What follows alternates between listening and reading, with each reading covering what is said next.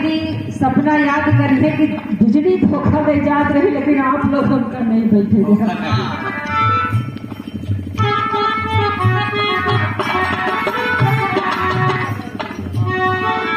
लड़का सयान सब गईले बौराई,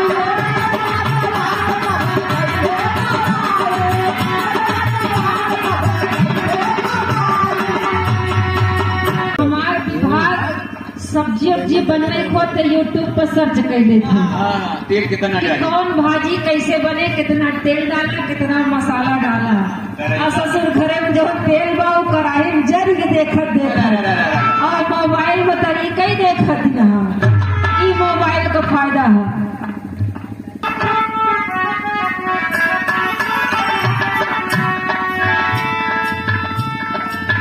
एकदम मगर राधी जिरजा कमर कलकतिया राजा मारला सवतिया मतिया राजा, यही में लगा रहा था।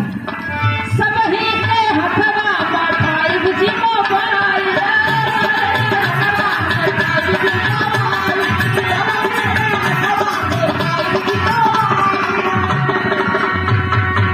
अगर कहूँ कहे दे भैया बैठो तनिक लोटा पानी लेते आवा, काने में ब्लूटूथ लगा बा, पूरा NTPC एकदम दोनों कान पे का है, हवा नहीं जाती है, कान कुछ कुछ करता है साउंड से। तो बाबू पानी मंगावत कहाँ चाहिए जाए भट्टे को लिया और का करता है काने माता बेयर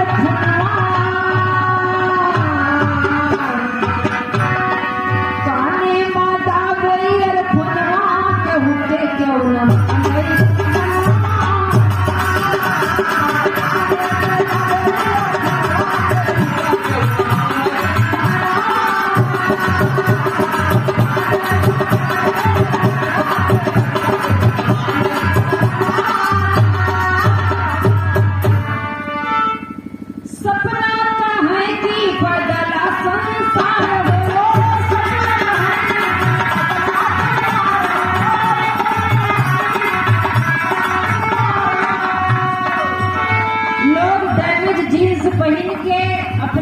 विद्वान समझे थे।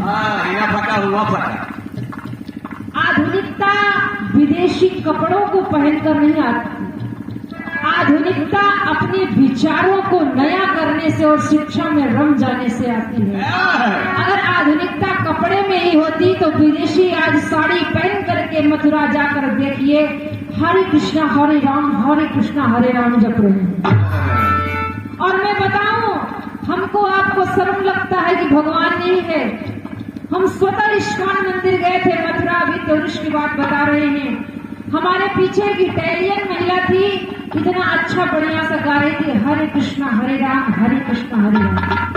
और ढोलक और जो झांझ पखावत होती है उसकी ताल पे गा रही थी।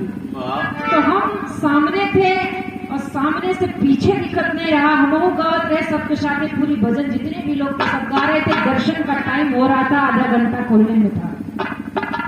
तो हमें लगा कि बड़ी मीठी आवाज आ रही है और बड़े भाव से भजन हो रहा है।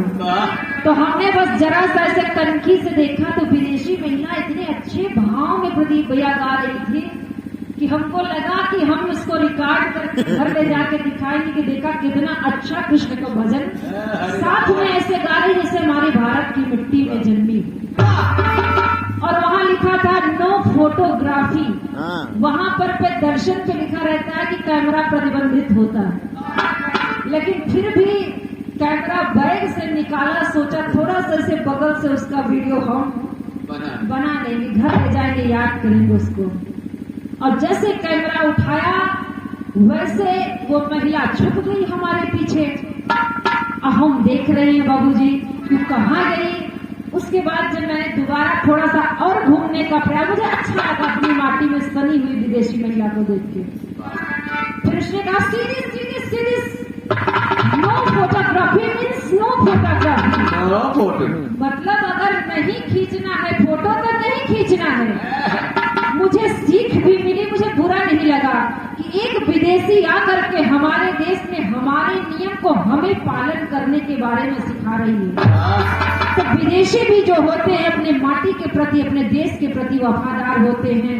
आज हम अपनी मानवता, अपनी संस्कृति को लेकर भाग रहे हैं, शॉपिंग मॉल में जा रहे हैं, सब तल्ले पे खरीद रहे हैं, चाहे घरे में खाए की भूजी भांग न हो। शॉपिंग मॉल जा रहे हैं, शॉपिंग मॉल कम हुआ तो मोबाइल पे आए के बाजार ला लेते लेते देखा यहीं से खरीदा घरे दे जाइए।